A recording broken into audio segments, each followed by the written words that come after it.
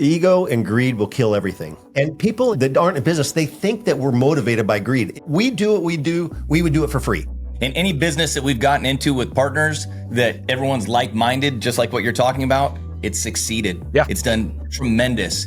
And then any of them that we have excuses and we've got all the other stuff that goes along with it, guess what? They're underperforming every time.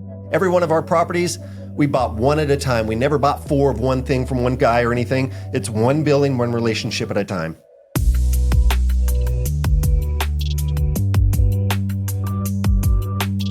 All right, guys. So I was looking at some information about you guys. You guys do it all. Like, you do a vast amount of real estate in different areas, right? So commercial, you do storage, but you also talk a lot about, and I was really interested in finding undervalued business opportunities that you guys do.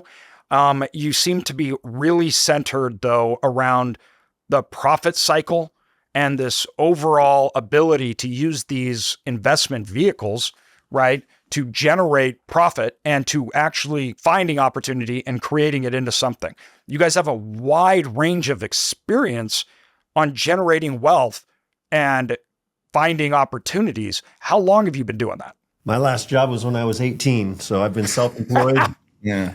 My whole life. My first business was ended up with a small chain of video stores. So that's how far back it goes. Okay, really, that's interesting. Did you use it under like a franchise or did you develop your own?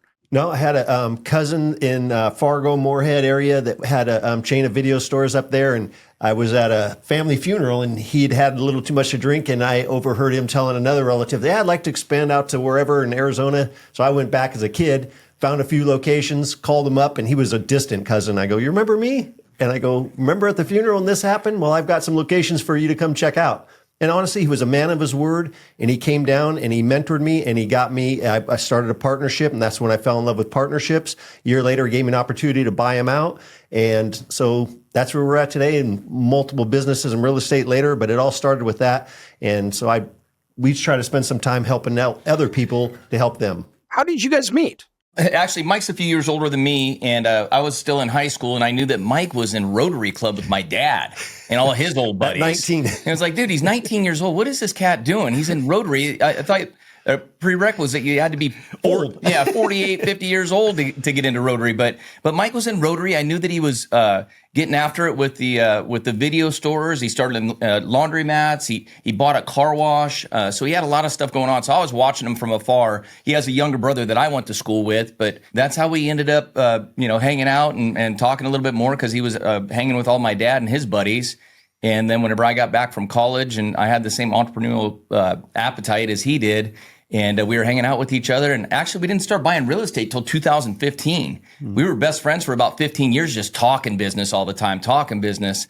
And then he's a slow player anyways. He plays it slow, man. It's like he's out in Texas buying buildings, taking down all these buildings with his brother, but he just keeps his cards close to his chest. And I'm like, when are we going to go out there and go look at some property together? And so 2015, he hit me up. We went out there and we've taken down probably 200 different pieces of property since. Dude, that's awesome. That's amazing. Yeah. It's really interesting too, because you mentioned partnerships, and you talked about how, you love partnerships, which I am of the same cloth. I love partnerships, and that's very different.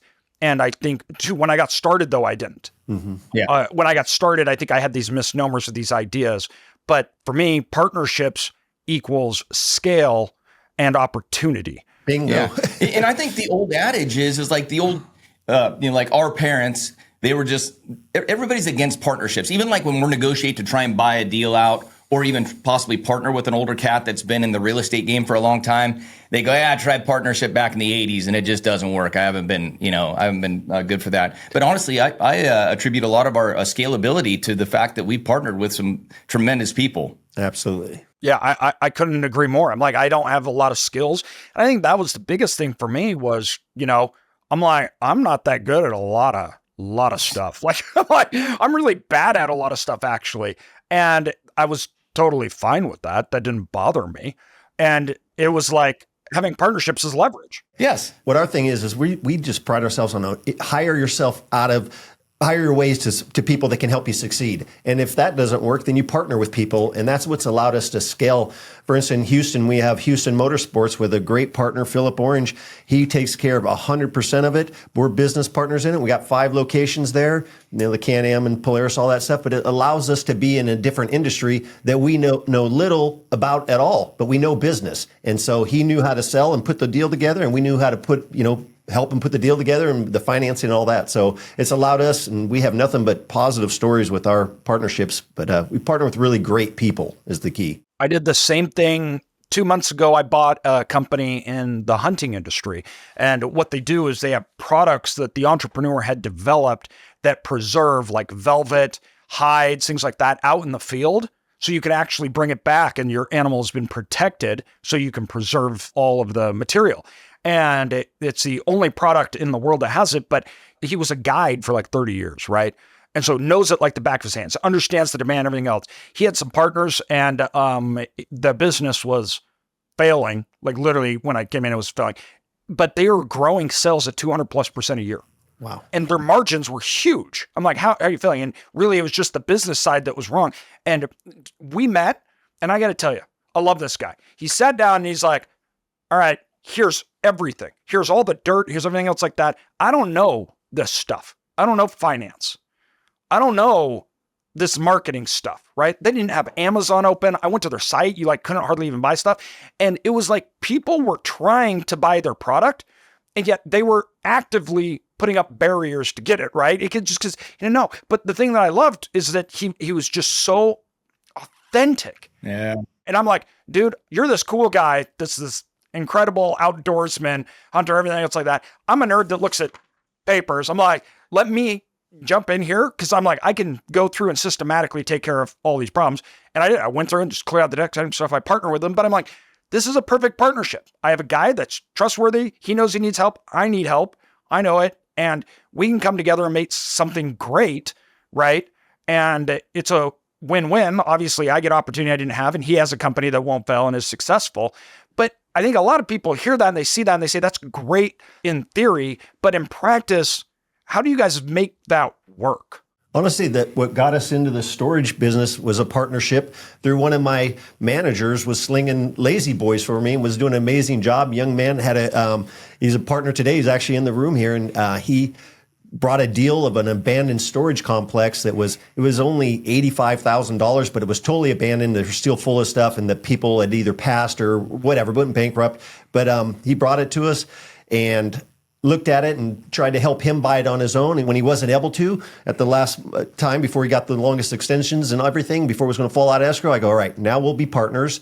Explain the partnership to him. We went into partners and brought in Bo a little later on and my brother. So there's 4 of us, Mojave Storage. And we just from that partnership of him and I started out, we grew it into a bunch of storage units, but he takes care of the day-to-day operations. So all the problems that come up with the people living in the units, staying in the break-ins and all that, he takes care of those things. We take care of the more of the business of help finding them and stuff. And we have a partnership today that works great. So it's always been partnerships that allowed us to scale. We're able to do other businesses like we're talking about, and he takes care of the Mojave storage, and it's worked out really well. So we love partnerships. I love that because especially, how you're doing it, it's a win-win. And I think that a lot of things that people do in partnerships wrong was, first of all, what the key thing I took immediately out of your story, it was about the opportunity or the business. Yeah. Okay. There was an opportunity of business, somebody's bringing it, there's value, and you're like, let's figure out how to capitalize it. I think a lot of times partnerships may start out as, oh, me and my buddies were sitting together and we should do this. And then it's like, oh yeah, we're going to go out and try to find and do it. And then it doesn't work and everybody's fighting and one person's not doing it and everything. And I'm like, partnerships, it's not about the individuals, it's about the business. What does the business need? And we're all here to help it, like raising a child, yes. Right? Yes. So what do we need to do here to make this work? It's not about us as individuals, it's about the business, and we should all be there to do it. But also, we always start with the divorce in mind. So like I say, listen, if this isn't working out, let's just call it what it is and just say, and this is business. So how do we break up? How do we get out of this? What are the rules? And how do we all play? And as long as we agree by that, then we're good. We know how it's going to end if it doesn't work out. But it's all, once again, around the business. The partnership shouldn't destroy the business. Yes, 100%. And any business that we've gotten into with partners that everyone's like-minded, just like what you're talking about, it's succeeded. Yeah. It's done tremendous. And then any of them that we have excuses and we've got all the other stuff that goes along with it, guess what? They're underperforming. Yes. Yep. Every time. Yep. I love transparency. You brought this up when we were talking earlier, transparency. And for me, I'm like, is the business working or not? And if it's not, why? Right? And if it is, why? But I'm like, I don't care. It's not a personal thing. It's not like, this isn't working. No, it is. Or I don't want to talk about it. No, just why? I don't care. Let's just fix it. Like transparency so we can understand and fix problems and do what's best. One thing, my very first business partner, like I told you in the video stores, I was young. I didn't know anything. I took a lot from him. He was a really good mentor. But one thing he said, he goes, Mike, he goes, once we become this partnership, he goes, it's the same as a marriage. We're now married. We're going to need a lawyer for us to separate. Yeah. So you have to treat your business partner as you would a husband or wife situation. So total transparency and anything to do with partnerships, either way. Another quick story is we have a business friend of ours that we're not partners with him in anything yet, but he's a great guy. And he was telling about a breakup he had with a partnership.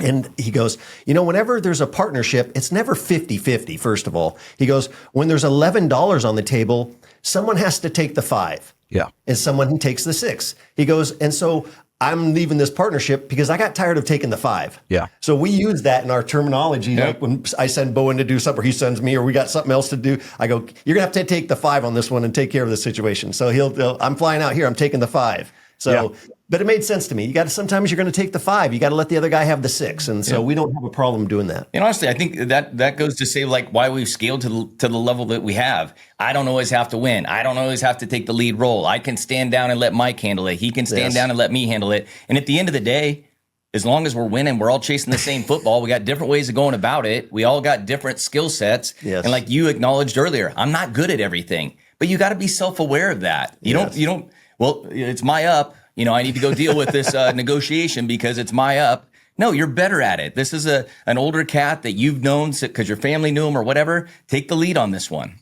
Have you guys ever read the book, Ego is the Enemy? No. No, I've heard a little bit about it. I got a buddy of mine that read it. One of my favorite books ever.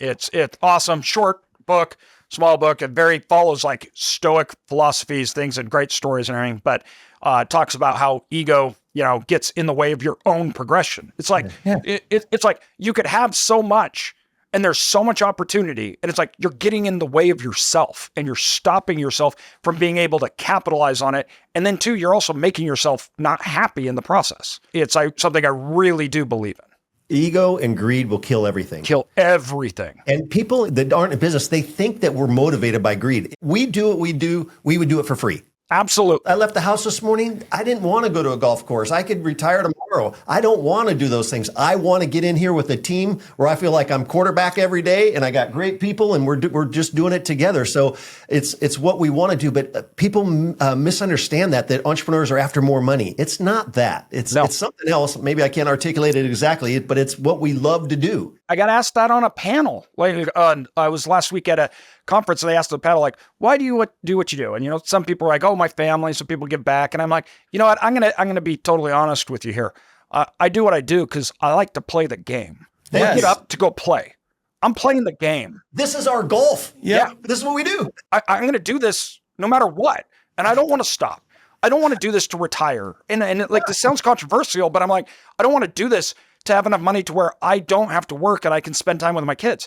I don't want to do that. That's not the goal. I love my kids, but I don't want to do that. I don't want to sit around all day. Like, no. I do not have a retirement account. It doesn't exist. Exactly. I don't either. I don't have one.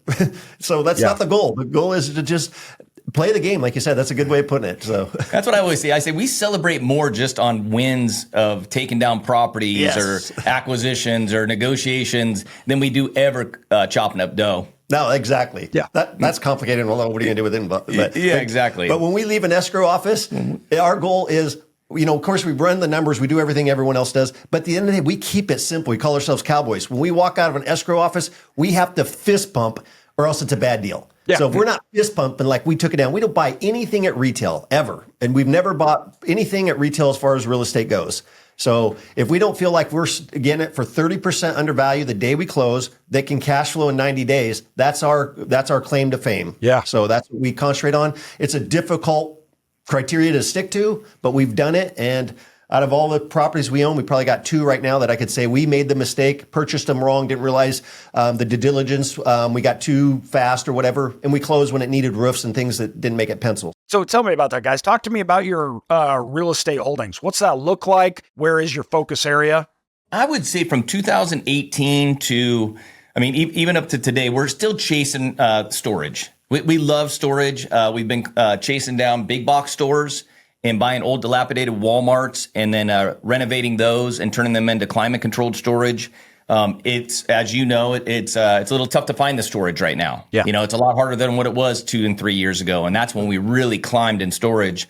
But we're really big into light industrial. Mike's brother lives out in Texas City, Texas, just south of Houston, and started out in real estate in like '01, buying light industrial buildings, just like your old metal buildings on the side of the road with a 1 acre laydown yard, a fence, 3,000 to 6,000 square feet. You can go in and buy that distressed, reskin it for a fair price and get it leased up and then take it back to your local community bank and get your hard money lender paid back or pay ourselves back. But we still chase after that because there's a lot of that still on the table. And we feel that not many people are out there chasing it. We don't run into competition in that field. Like the internet blows everything up. So, multifamily, go find a good deal on multifamily that pencils. It's hard right now. Go to storage and find something out there that's listed that, pencils. It with interest rates and building costs and stuff, those things and the internet, everyone's chasing the same thing. Yep. But when we go look for light industrial, for instance, the people that the garage door companies, everyone knows that those type of service businesses are booming. And we've been buying them since '01. Guess what we run into? Zero competition from investors. It's always the end user trying to buy it. So that's our competition. And we don't find many of those. So we've cornered the market in several different small cities where if you come to Texas City, Texas, and you need a building to work on one of the refineries, you're going to end up leasing it from us because we own them all. I love that. So we've done that in Freeport. We've done that.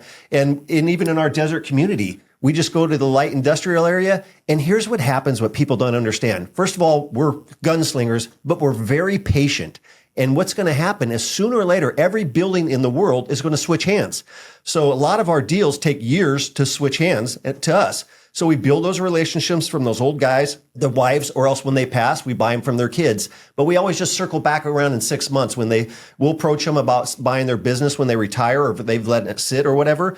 And when they say no, we always just hear maybe, come back later. So when we come back later, we end up getting those through just building those relationships. And we've done it. Every one of our properties, we bought one at a time. We never bought 4 of one thing from one guy or anything. It's one building, one relationship at a time.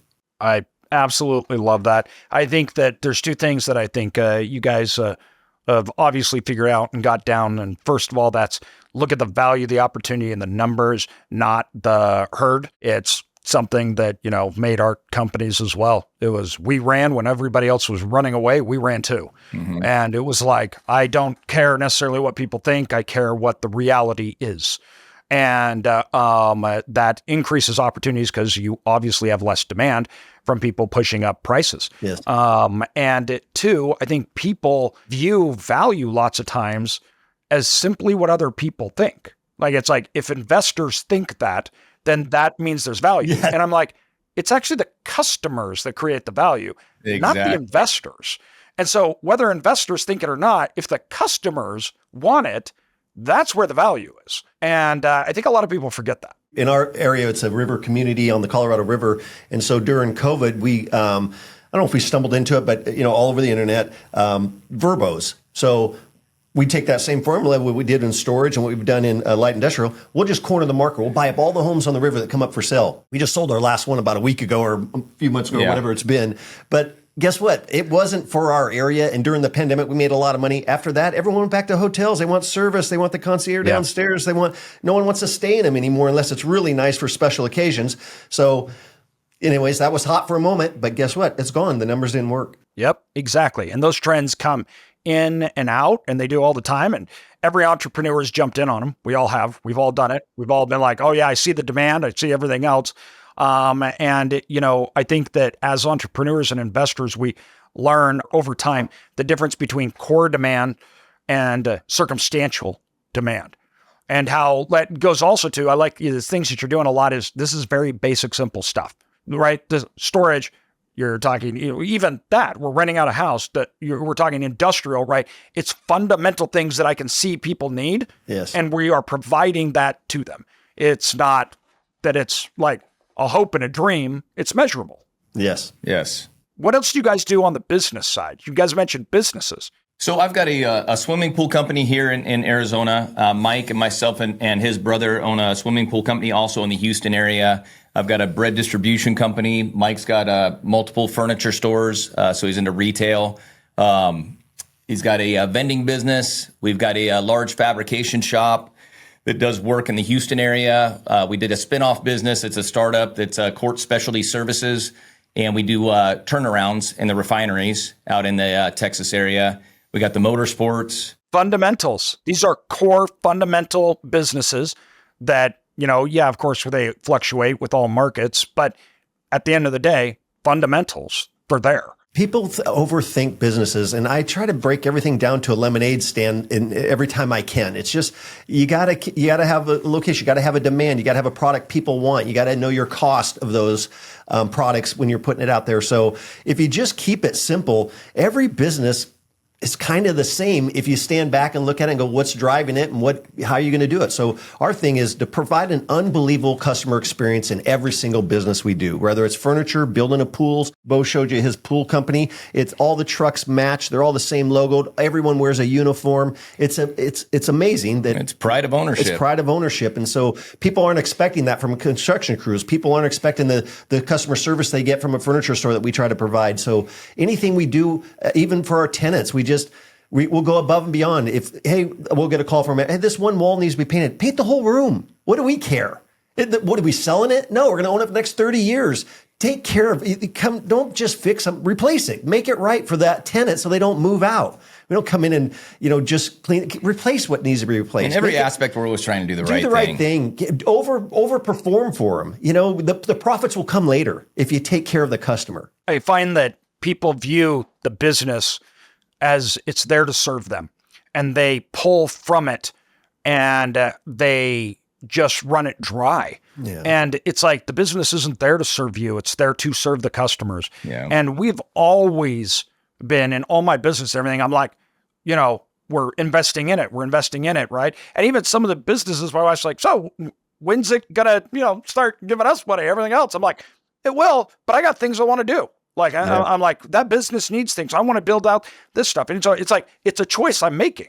I could just be pulling the profits out, but I'm like, I want to make it better. I want to make it last longer. I want to do that. And I find that people that put the business first like that, they're so much more successful, obviously. And then two, they make so much more profit,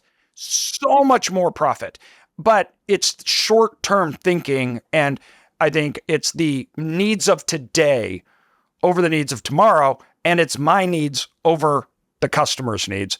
It just kills entrepreneurs. Our business partner, Denny, I told him when he got started, of course, he was broke getting going, didn't have the money to buy the $85,000. But once we got into business and got a couple of them, I go, here's what's going to happen.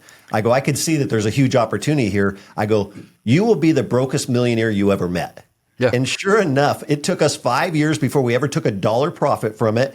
He did the right thing. He kept the same beater car he had up until he filmed himself on the side of the road 11 years later, whatever it was. He was on the side of the road with a broken down car, the same one I met him on. So that's the mentality that you gotta go with that. You gotta drive the beater. You gotta put the money back into the company. Profits will come later. Yes. That's what we do. And it took us 5 years to take one check out of our storage company. And we had a bunch of storage money coming in, a bunch of storage locations, and we weren't taking a dime. We were just having fun building a company that we couldn't even believe we were able to do it. That's same with me. That's what we did. And, a lot of people were like, oh yeah, but I can't afford to do that. I'm like, I worked another full-time job when I was doing it. Uh-huh. I'm like, trust me, I know. And I'm like, there's a reason why I have other businesses. And we're figuring it out. We're making it work. And I get there are sacrifices that need to be made. And, once again, though, the market in the business doesn't care what you need. That has nothing to do with the income statement and what that business is going to do. It doesn't say, you want to be a millionaire? Okay. Nobody cares. Nobody cares. Nobody cares. Doesn't matter. And so it's like, I think that, people that love to play the game, we're okay doing it because we like to play. And that's why the results, I think, are so staggering amongst the mentality in those different people when you look at it. And I know that those sacrifices for us, it paid off. It's not even, you can't quantify. The difference is so astronomical, where it's like you could have made $100,000 a year for 5 years, but instead you made, $20 million at the end of the 5 years. Yeah. So would you rather make $100,000 or what's the equivalent of, $2 million, $2.5 million a year? It's not the same. And I think that comes intuitively natural, especially when you've seen it done. Then you're almost addicted to it. Then it's like, no, just keep putting the money in. I'm like, I don't want money. Don't give me money. My money needs to go into assets. It needs to go into the business. I don't want it. Don't give it to me. Believe me, I was looking at Mike some days, and I'm like, dude, we're getting thin. Like, how much are you holding back? He's like, I'm pushing. I go, me too. All right, me too. So, because you talk about everything, but it's uncomfortable to talk about certain things. And then one day I'm just like, all right, dude, well, where are you at right now? Because I'm getting pretty thin, and I'm working as hard as I can and trying to drum up as much as I can. But we just kept on pushing and pushing and pushing. And the time goes so fast, it's weird. Yeah. Like, you just wake up one day and you go, holy shit, what did we create? What did we create? I mean, it's impressive, but we weren't worried about it on the daily. No. We were just hustling, doing our thing, man, getting up early and getting after it every day. Oh, do you know how many times in the last 10 years I've been like, oh, we don't have a lot of cash. And I've been like, oh, we need more because we keep buying and we keep spending more. That happens routinely. It's like a 3-year cycle where it's just like, oh crap. Okay, wait, hold on. We may need to slow down a little here. We need, more cash.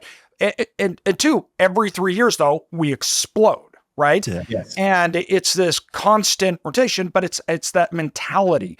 I'm not trying to stash it up in a bank account. I'm not trying to pay taxes on this thing. I want it working. I want it providing. I want it doing what it's supposed to do. And I think that, when you approach it like that, you're also much more apt to identify and solve problems. And you're way closer to the business because you're trying to understand what it needs and you're listening to it. Mm-hmm. You want to see what's going on, right? And that makes you more in tune to make the proper investments and take care of your business better when you are already open to do whatever it takes. Yep. And it's a simple change in mentality, but it really does, I think, make all the difference. Yep. You lose yourself in your work and you just keep feeding the machine, man, on a daily. Yeah. For one thing, like we were saying about getting thin on cash, whatever, when you own 200 buildings, and we didn't do it with a fund, we didn't do it with syndications, we did it with partnerships, hard money, community banks, and all those other things. Guess what? You get broke sometimes. You get broke. Absolutely. I mean, we're broke. We need to do this. And pretty soon, it's like you said, though, but then it rolls back around. But if anybody says, hey, you own a bunch of buildings, I always think, well, you're broke then, right? because you own a bunch of assets, So, and what we do is, our thing is the businesses, one, you have maximize your income, live below your means, and take those profits in that spread, and we invest in real estate.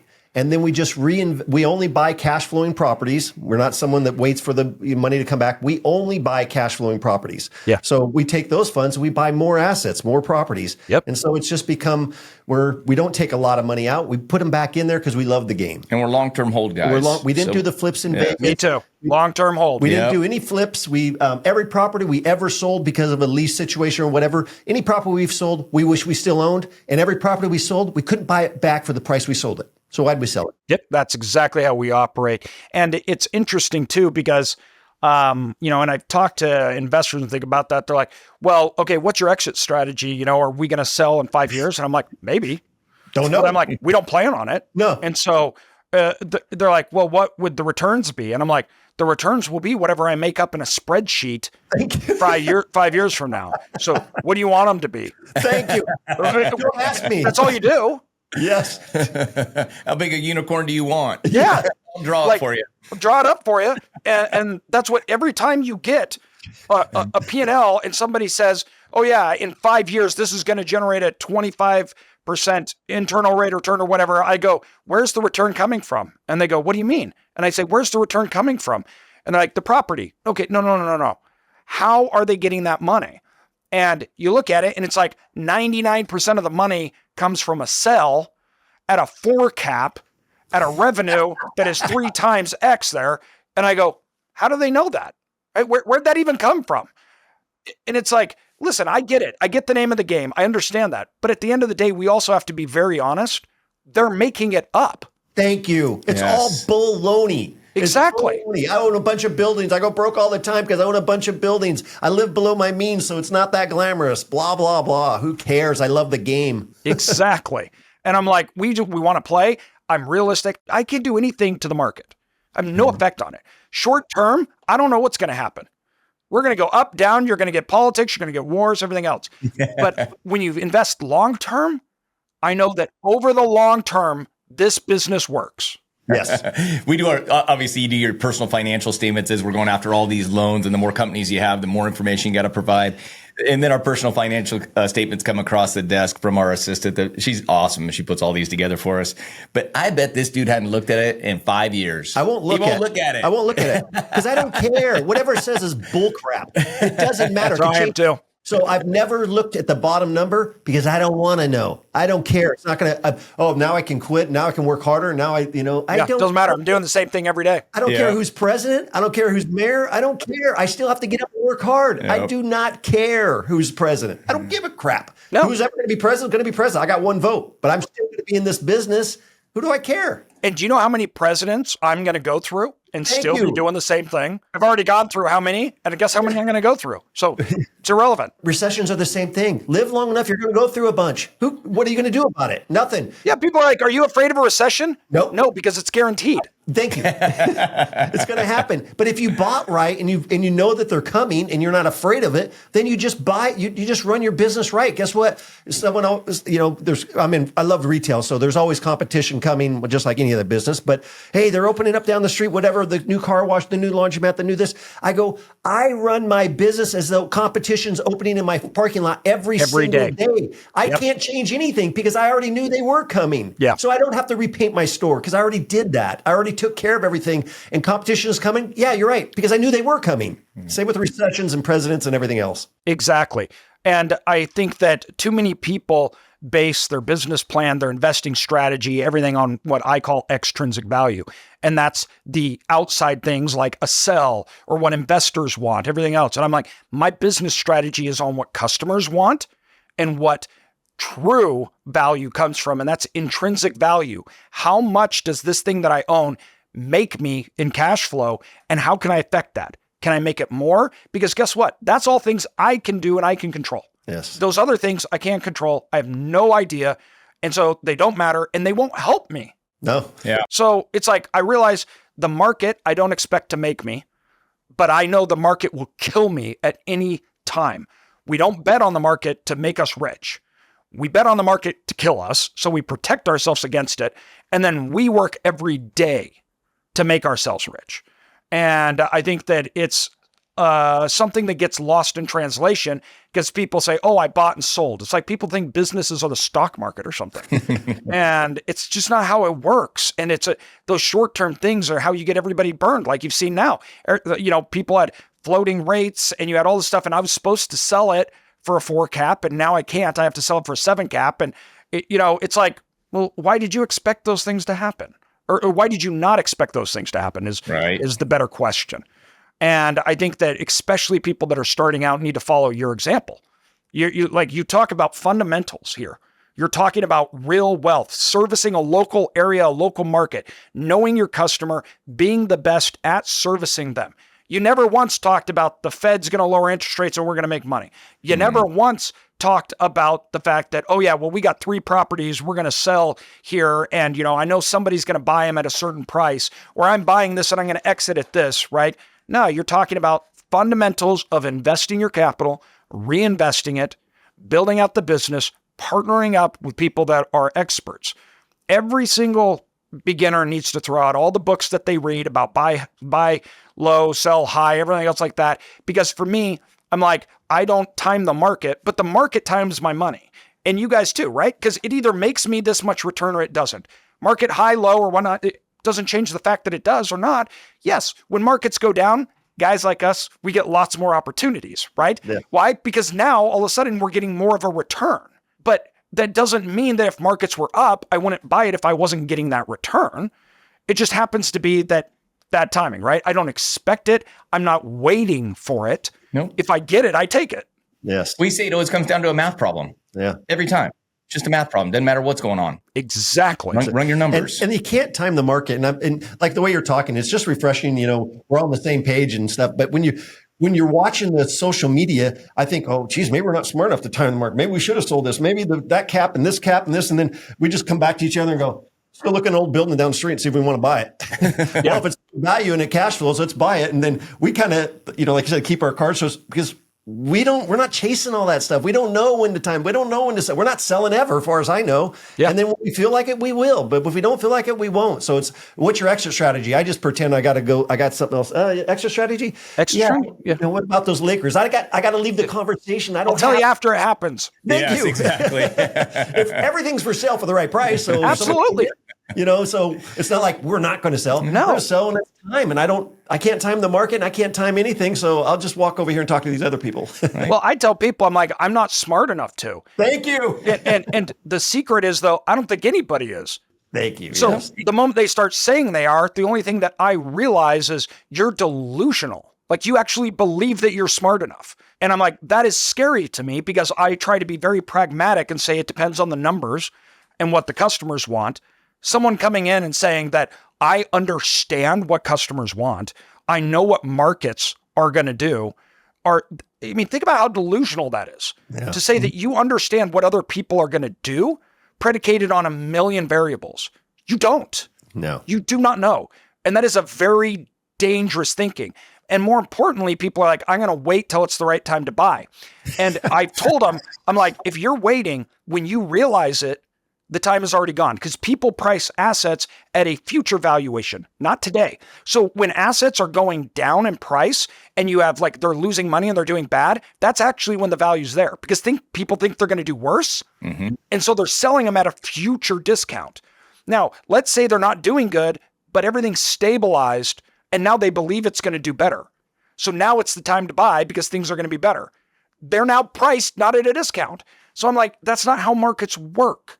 They don't care about you're going to buy when it's ready. The best deals are when everybody's not ready, when it is bad, when things are going down. It's not when they're going up and they're good.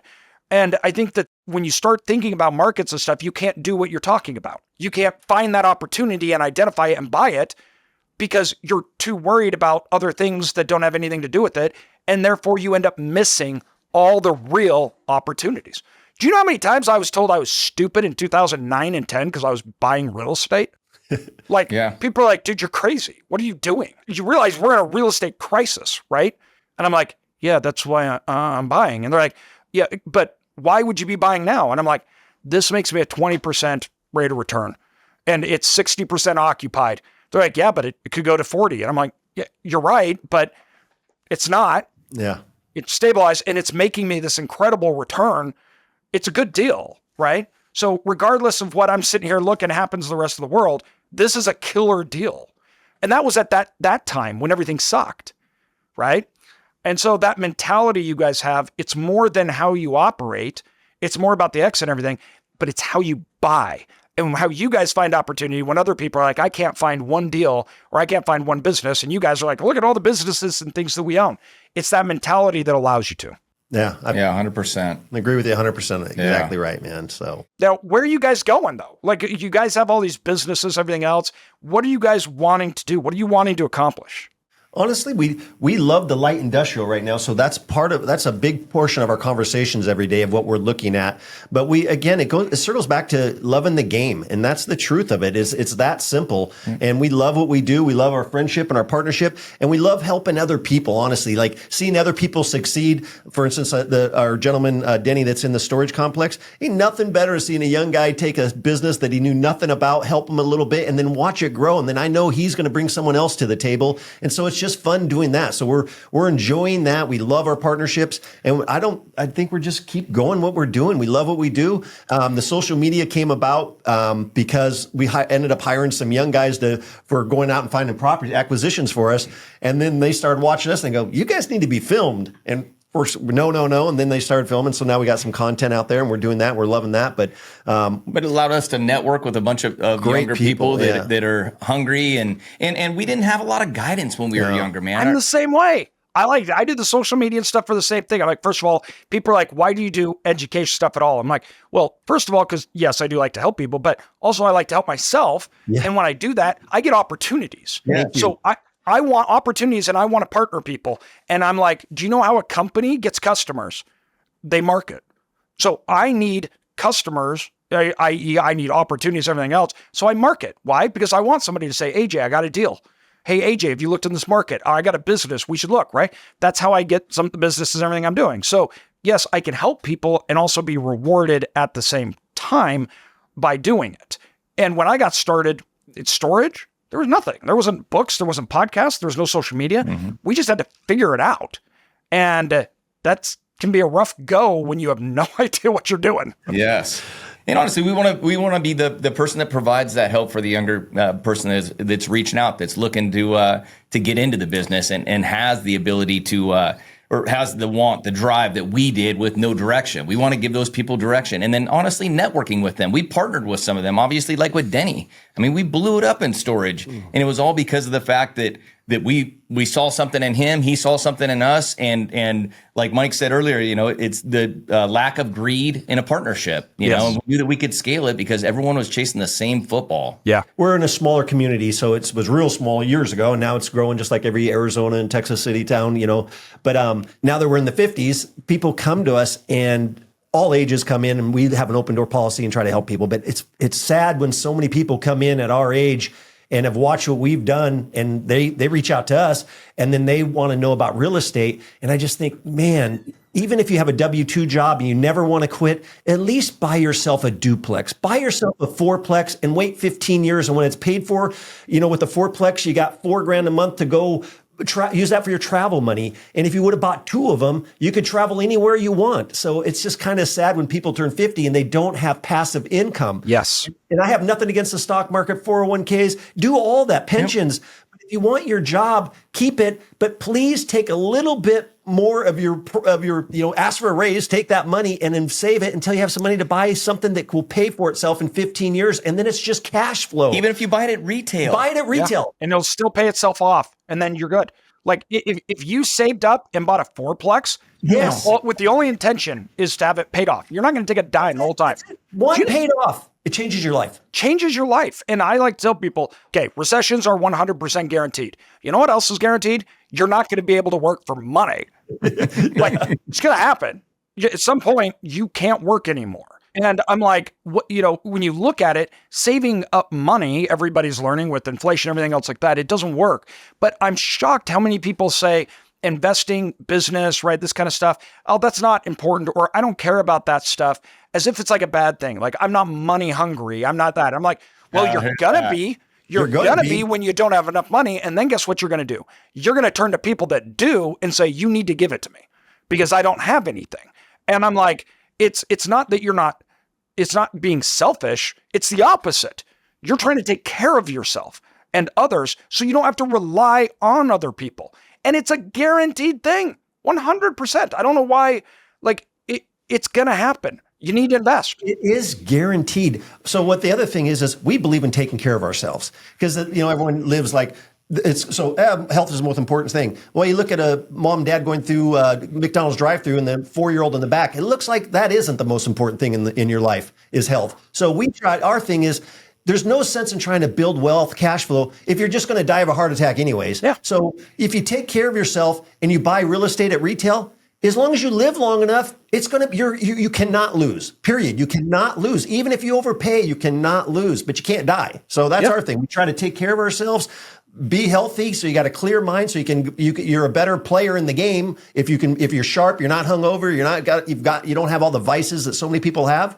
Guess what, man? You're a way better player than anybody else in your game. it's so funny because I stick to these fundamentals, and when I talk to people, I'm like, the best thing you could ever do really is when the younger you are, or anytime, it doesn't matter. But I'm like, okay, really simple here. Stop, drinking, smoking, stop wasting time, work hard, save and invest. And I'm like, it sounds so stupid and so simple, but nobody does it. Everybody's like, well, that's not going to make a difference. And I'm like, but you're right. That day that you're doing it, it doesn't make a difference. But in 10 years, it's the only thing that matters. And it makes all the difference on everything, just like your health, just like, everything else you're doing. It's those little things that actually are exaggerated the most in the long term. And if you don't understand that, you don't understand investing, right? Yeah. You don't understand time. And it's amazing what you can do in 10 years by just doing the simplest things every week. And it's sad to me that so many people discount this, or even that we've lost that in society, to where people actually not only don't agree with that, they get mad at people that try to propose it. Because we're not justifying you doing those things. They get mad about it. It's the truth. It's strange, man, that, and that's where we were talking about greed before. It's not about the money. It's not about, taking your shirt off at the beach. It's about feeling amazing when you leave the house and you just want to just come work with your best friend and kill it. Let's just kill it. But you got to feel great. And we challenge each other, man. Yeah, definitely. The thing about it is most of the people that are in my life that aren't doing something, I want it more for them than they do. Yeah, absolutely. And that's the problem. They're used to letting themselves down because that's all they've done all their life is let themselves down. I was up at 3:00 this morning, went to my pool company, had a guy that showed up late, and he's a killer of a guy. He's a good dude, but he can't show up on time. And I just pulled him off to the side, and everyone's looking at me like, how are you going to handle this? I just talk logically with him, man. What are you doing? You've got kids. You've got an opportunity here. You've got a guy that cares about you. I love you. I want the most for you. But the thing is I want it worse than you do. Yes. So when are you going to get uncomfortable? Is it today? Is it 10 years from now? I go, because at some point I can't stand for it anymore. I'm going to have to let you go. And I guarantee you the best opportunity you're going to have in your life that I know of in this town, in this community, is me right now standing in front of you. Yeah. So when are you going to make the change, dude? Yeah. And I believe it. I do too. There's, I was looking at some interesting statistics on people that say 10% more time at work. And just the 10%, that's it. They work 10% more than the other employees. What they accomplish in their job, their promotions, their titles, their pays, everything else is not a 10% difference. It's a multiple of difference. And it's like we discount the basics, the fundamentals, the little things. It's like, no, if I'm going to be an entrepreneur, I need to start Facebook. And it's like, what? Why do you take the one example that, it's like, it doesn't make sense. Where if you looked at the simplest things, a duplex or a fourplex, that would change your life so much. Yes. And it's an easy entry. It's something you can do. You can create a goal in 5 years. I want to have a down payment for this. I'm going to have to work weekends to do that, but that's okay. And then in 10 years, I'm going to pay it off. And then guess what? In 20 years, I have my entire retirement plan done. And I'm like, it's not complicated, but it's not sexy and it's not immediate. And that basically turns everybody off. Yep, they want instant gratification. Yeah, it's sad. Everything you're saying is so true, and it just hits home. You're just like it's all around us. You see it every day. But you know what it's done? It makes it easier in a room of people to identify people like us. Yes, it's easy to tell who the female is that's taking care of their life, taking care of their family, taking care of business. How the gait they walk, every single thing about them. It just gets easier because the gap is getting wider and wider. It's getting wider and wider. So you walk into a convention, you can see who's doing it. I call it like with a crystal ball. As you get older, it just get clearer and clearer. Right. So. With that being said, how amazing does it feel to bring people onto your team, whether it's acquisitions or whatever it is, that are young guns? Oh, it's awesome. It's the most powerful thing. Denny, our storage partner, we sent a young man that's 18 that just came onto our team, sent him over to analyze a storage property yesterday. Yes, he's all excited. He is pumped, man. He's 18 years old. And he's found one. And Denny's like, dude, I could sit here and talk to you all night long. He goes, but the staff is wrapping it up. We're locking the doors. We got to get going. I got to get home for dinner or whatnot, but we will meet again. We'll go over things, but it stands the hair up on my arm whenever I talk about it. When you're working with young people that are just getting after it and they got something special about them. You see that light in their eye and it's just awesome. Yes, I love it. And, I think the biggest thing is people are like, oh, well, you don't understand how hard it is. You're doing this. And I'm like, okay, first of all, I understand the difference is you're focusing on what's hard that you can't control. And I'm focusing on what's hard that I can control. Mm-hmm. It's different. And one aspect is there's nothing I can do, so I'm just not going to do anything. And the other one is I can do a little, and so I'm going to do it. And I'm like, that difference when you see that in people and employees is all. I'm not saying it's not hard. I'm not saying people are in impossible situations. I lived in third world countries, not like on vacation. I lived in third world countries in poverty, right? I've seen what real institutional grade, like these people are trapped, and it's everyone. Nothing, I'm not saying that those things don't exist. We're not saying that. But I am saying that it doesn't matter on your day-to-day life. If you can't control it, then it doesn't matter. So focus on what you can control. That's better than doing nothing and complaining about it. And I don't know why that has become so controversial to say, because I'm offering something I think that would help. Is let's look at where you can control and do it. Not to just reinforce and say, you're right, there's nothing at all. Your life sucks. Mine's awesome. Congratulations. That doesn't help you. That doesn't help anybody, right? And I don't know why we've gotten into a society that has become the default, where you've got upper middle class people they have 3 cars, they own a home, and they're on their cell phone complaining about how life's not fair. And it shocks me. I don't understand it. And I think you're robbing people of their own future when you do that. And it's not that the struggles aren't real. Trust me, I'm a guy, I got paralyzed when I was 33 years old on life support, and I have medicine every day. My life has never been the same. I lost all these things that I loved, and I had to go through hell for years, right?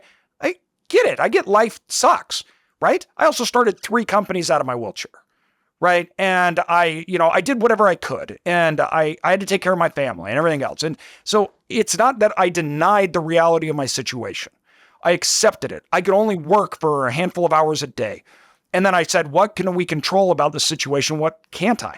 I can't control the fact that my body doesn't work anymore, but I can control these things. And so I'm going to try to improve where I can.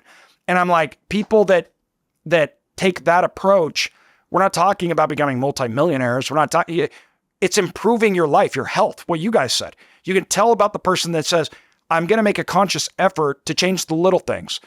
I'm going to cut back on the crap and the carbs. I'm going to limit my sugar intake, and I'm going to be active, right? I don't see anything directly from that, but over time I do. In fact, it's the opposite. Trying to cut candy out and sugar out, that sucks at the first. Yes. And I think that we're in a society where that gap between those two mindsets are really what's dividing people. And I feel bad because I feel like you rob people when you take that away from them. People come in, want to know about business. Hey, I want to start a business. They come in the office all the time. I had someone in this last week. So one person had said to me, and we're talking about all the businesses we got going and what's happening. And his question to me was, which one of those businesses, Mike, are the easiest one? And so it kind of set me back for a second. I thought, and I go, to be honest, I must have drawn the short straw in life because all my businesses are hard. Every one of them. I don't have an easy one. They're all hard. So I drew the short straw. I don't know which ones. I guess other people have easy businesses because people think a business owner out golfing. Well, yeah. Everyone's assumption is that things are going to get easier in life. Yeah. That, like from the time you're playing sports in school, that, hey, you'll get better at it and it'll come easier for you. It'll come easier for you. And I watched something on ESPN, and it was the women's basketball coach for Duke University. And she was giving a speech, and they filmed her, and she didn't even realize it at the time. But she said, life's not going to get easier. It's only going to get harder. And the thing you need to learn in life is how to handle hard better. Yes. You need to handle hard better. And I encourage anybody, watch that clip, man. YouTube it. It is super powerful because I've done it myself in mentoring people and being a boss. is letting people know, I know it's rough right now. You just stick with this, man. It'll get easier. But you know what? Bullshit. It doesn't. It doesn't get easier. Every day is hard. I mean, if you're growing and you want more out of life, it's only going to get harder. Yeah. Only. Your ability to tackle harder problems is what grows. Yes. Your ability to understand and separate yourself emotionally, that grows. So it looks like the problems aren't as big, but they're actually much bigger. It's just how you take them on. And two, I think it has a lot to do with perspective, right? Like all of a sudden it's, okay, that changed a lot for me. All of a sudden, starting companies or investing or taking risk became a lot easier when I was like, me trying to get out of bed and get into my wheelchair, that was really hard and painful. Like that was tough, right? Yet this stuff's not that hard. And so it's our ability, right, to take on and deal with problems and issues. And that's where value comes. You want to give value to your family, to society. It is your ability to tackle the crap and to actually keep your head on your shoulders, find solutions, and when the storm is coming, for you to be able to stand tall, right? It doesn't change that the storm's there. Everybody's affected by it. It's just how you approach it and how you can control yourself and the situation. And we've seen this with people. They try to discount because they're like, oh, your problems are either different, right? Or I have a bigger problem. And then it's this competition of who has a bigger problem. And I'm like, this is the worst game in the world. You're going to hate the prize. Like, congratulations, you won. You sucked worse. Like, that's a horrible prize to win. Why are you even playing that game? And I think what you guys are doing is showing people the right way to go about it. And two, you're breaking it down. I love your focus on the fundamentals. I love your focus on these simple things, and it's more stuff in your control because that's what people need. They need empowerment. How can I change my situation? How can I do things? And you're breaking that down in a logical, meaningful way. And I really, guys, you need to keep it up. Keep doing it on social media. People need more people that have gone through it, that are dealing with it, to see as examples. I love it. And those stories that you share, right? Those are impactful because people are going through it. Yes. We've all been there, right? So keep it up, guys. I absolutely love what you're doing. Thank you. We appreciate it. Thank you, man. Now, where can people go to learn from you guys on business investing, learn about you guys? What can you offer people now? Love you. They want to hear from you. You can DM us on any platform, but I would say like Instagram, it's Mike and Bo at Mike and Bo. The other thing is you can shoot us a text at 928-605-4335. We got a great network of people. We like partnering with people like we've talked about this whole podcast. And we're just interested in getting more people into our network. So we love coaching, but like you said, it brings opportunities for us too. So we always tell people in our coaching, we've never not closed a deal because of money. If we didn't close a deal, it's because the deal wasn't good enough or you weren't good enough. So if you have a great deal and someone calls you, aren't you going to want to partner with them if it's a cash flowing great deal? Of course. So if you're a great person, have a great deal, the money will come. You guys are preaching my philosophy. Find the deal and the money will come. Exactly. I love it. You find an amazing deal and call me. Guess what? I've never had enough deals ever. Yeah. Ever. And I've never had enough partners. So bring a great deal to the table. I'll show you how to find them. I'll help you, whatever. But if you bring a great deal, we're all over it. What do you got? What do you got? And most deals don't work. But if you got a great one and you have no money, you can still get involved. Absolutely love it, guys. I think it's fantastic. Everybody, those are in the show notes. Reach out. And with that, it's been an hour. I'm not going to take your guys' time. I know you're busy, and we appreciate you guys sharing your time with us. We know it's meaningful. So thank you, and we'll talk to you guys soon. Right on. Thanks, AJ. Thank you, AJ.